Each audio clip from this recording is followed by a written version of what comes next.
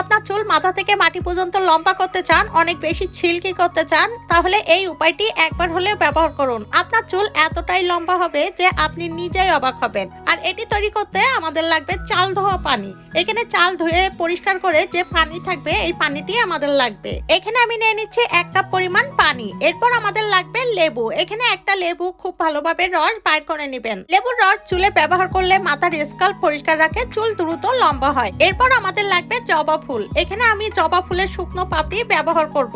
এখানে আমি নিয়ে নিচ্ছি পরিমাণ মতো জবা ফুলের পাপড়ি। এরপর লাগবে শ্যাম্পু। এখানে আপনার ব্যবহৃত যে কোনো শ্যাম্পু নিয়ে নেবেন।